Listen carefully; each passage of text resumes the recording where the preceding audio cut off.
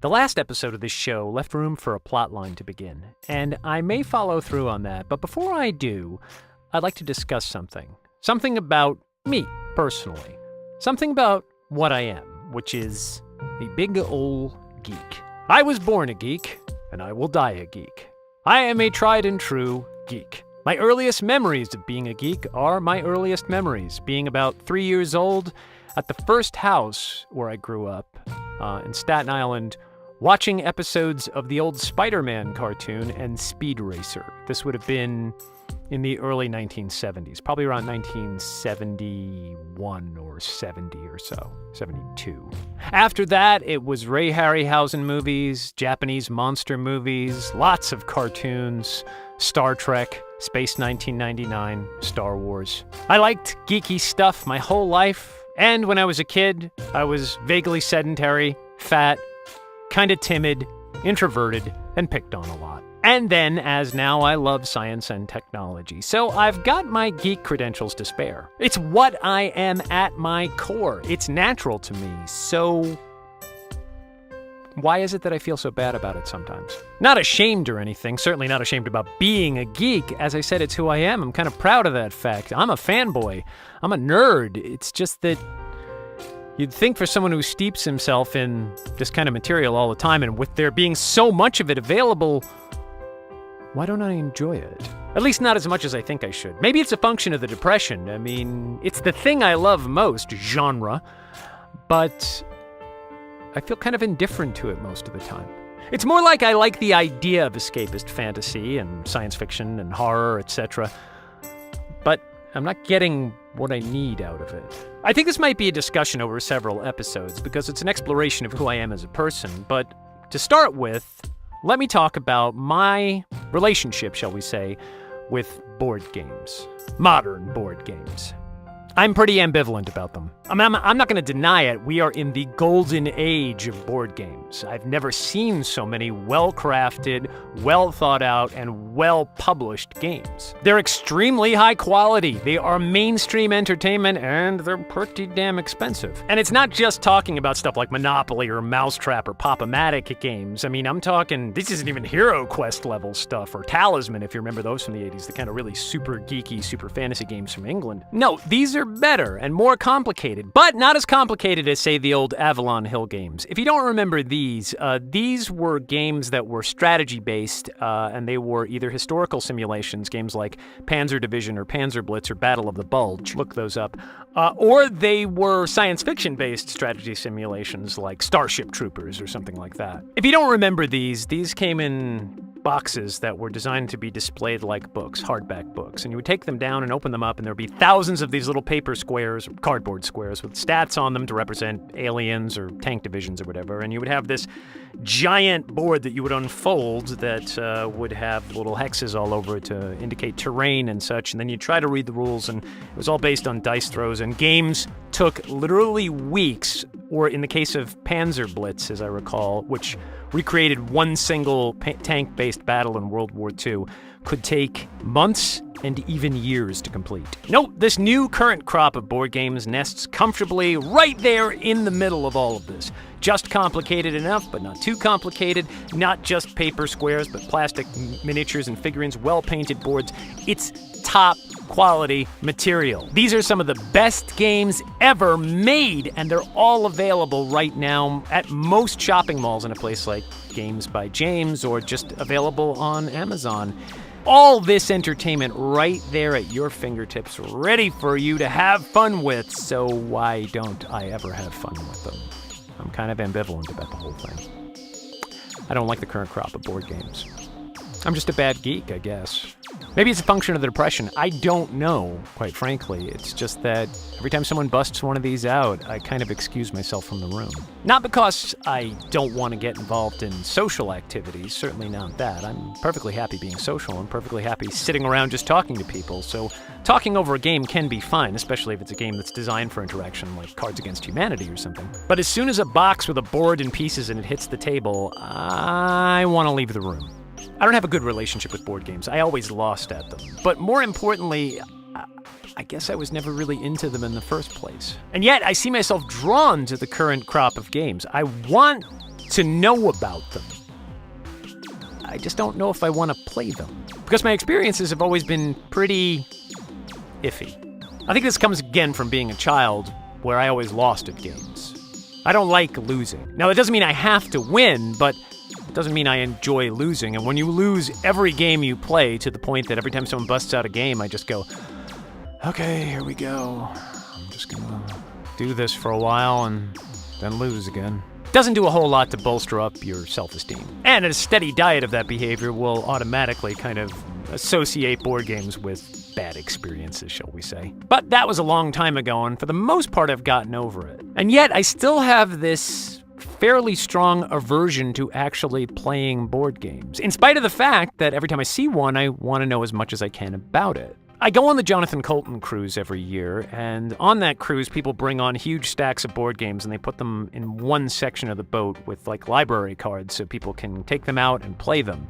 I never do that, but I will often sneak in there in the middle of the night when no one's around and take games down and kind of flip through the rulebook to see if it's something I might like.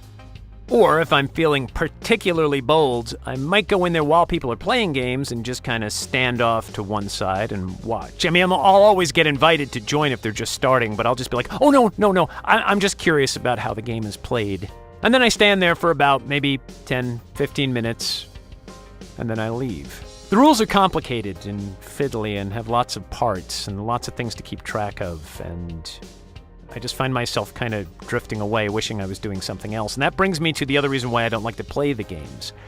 I never have a good time playing them. I always look at them and think, oh, now I'll have some fun, let's play this. And then I start playing, and then someone teaches me the rules, or I join a game, and that game is going to take anywhere from an hour to 3 hours, and now I'm locked in, and I don't want to be the guy who ruins it by saying, I'm really not enjoying this at all, and I really wish I was doing virtually anything else. I mean, even something unpleasant I wish I was doing instead of this, because I could engage with it better. But if I walk away from the table now, I'm gonna have to ruin your game, and I don't want to do that, so I'm gonna awkwardly plaster like interest and emotions onto my face to indicate that I'm having an okay time. Yes, and we'll continue to play, and I have to work really, really hard to not act as if I wish this game would suddenly end, either by the pieces being missing or the house catching fire or somebody breaking into the room with an axe or something and having us leave,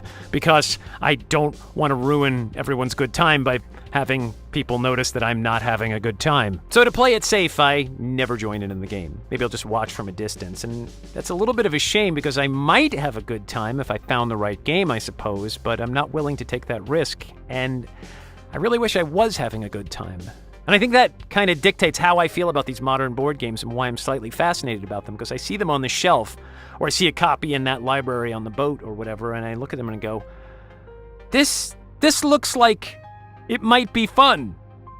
There might be a promise of fun in here. Maybe if I do this, I'll have fun. I don't remember what fun was like. Now, that's not entirely true. I have fun all the time. When I go on these cruises or on vacation, I'm having a perfectly nice time, and I'm having fun. And I kind of resent interrupting that fun doing something as fiddly as playing a game, even though everybody else is having a great time, and I feel like I'm leaving myself out somehow. I feel like I'm a bad geek. Like this is something I should be enjoying, but I don't. And I want to, but I'm not sure I can. And I know what you're thinking. You're thinking, well, so big deal. You're not a gamer. But the thing is, I used to be one. I used to enjoy playing games, like Dungeons and Dragons or occasional board games or something. But now I feel like I should be heavily involved in this and a lot of other things like TV shows and movies and books. Like I should be getting into this. This is something I would have killed for when I was younger, and now I just look at the mountains of it, and I occasionally engage with it, and I'm like, oh, this really isn't for me, is it? Maybe I'm not a geek. But that's not true. I absolutely am a geek. Like I said, it's the most natural thing in the world to me. It's just, I don't know if it's a function of the depression, or anxiety, or just malaise, middle age. I just wish I could enjoy it. I want to engage in it with the level of passion that other people around me seem to engage with things. I want to squeelieve. I am trying to squeelieve! So yeah, I think board games are like a lot of things in my life, including a lot of the geeky pursuits I have. I look at it from the outside and think, oh, this has a promise of enjoyment. And then I get into it, and if I finish it, like a book or a movie, I'll go, oh, that was fine. I'm not sure what I expected from it, but I don't think I got it. I mean, it was just okay. I read a lot of books, and most of them I put down afterwards and go, I kind of wish I hadn't read that. Not because I didn't like it. I liked it just fine. It's just, I wish I could have those hours back. And what would I do with those hours? Well, I'd use it to pursue something else that I would read or listen to or watch and go, oh, that wasn't that great either. I can't even engage on it the way a lot of people seem to, which is to hate it. I used to be able to hate things too, and I don't anymore. If I see something I don't like, I go, oh, no, it's not my thing. I'm just going to move on. Whereas when I was younger, if I saw a movie and I didn't like it, I'd be like, that was the worst movie, and let me tell you why for 4 hours. But now I just feel like that's a waste of my energy, except that I'm not using that energy towards anything else since I'm not really enjoying any of these geeky things anymore. And yet I still love geekdom. I still love the idea of geekdom. I love comic books. I love movies. I love video games. I love books, genre fiction. I like games. It's just, I don't know. I think I'm becoming a bad geek. Anyway, thanks for letting me vent that. I sort of had to get it off my chest. I don't know why. So thanks for listening. Oh, by the way, I'm Kaya and Chris Conroy, and you're listening to Technical Difficulties. I'd like to apologize again for the schedule being off this week because I made a discovery about my health. Again, this is if you don't follow me on Facebook or Twitter. If you do, you'll know what I'm about to say, and I apologize, but I'll keep it quick. Over the course of this week, I was very, very sick.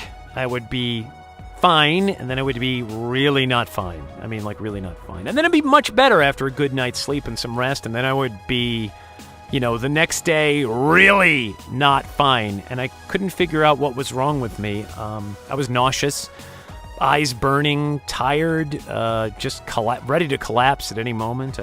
Yesterday, I went out and mowed my lawn and nearly fell over afterwards and spent the rest of the afternoon on the couch. I fell asleep once or twice and did not get good sleep. I thought I would have had to go to the doctor or something. I thought something was failing inside my body the way the whole thing felt. And then my wife suggested I take an allergy pill.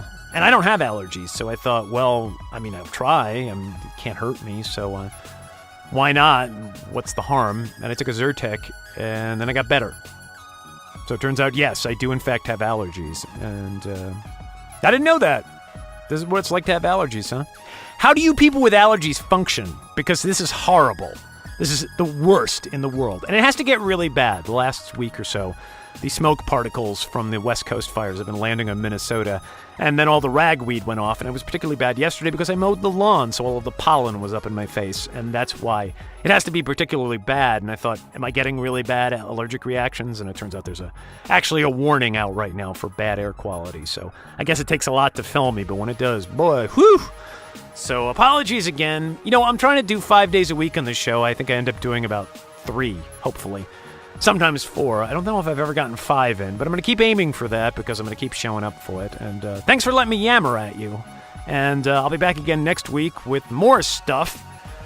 And I don't know. Why don't you people drop me a line at tekdiff@gmail.com or on the Facebook page or something. And what do you want to hear out of me? Barring the account. Yes, I know you want to hear more about the account, and I'm working on that. I swear I am.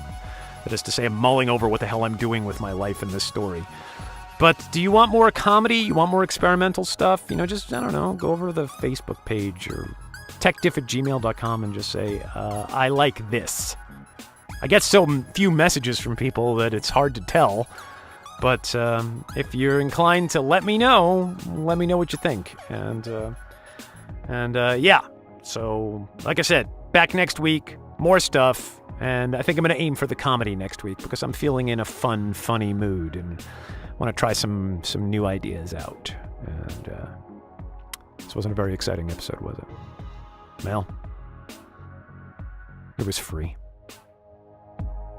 Bye.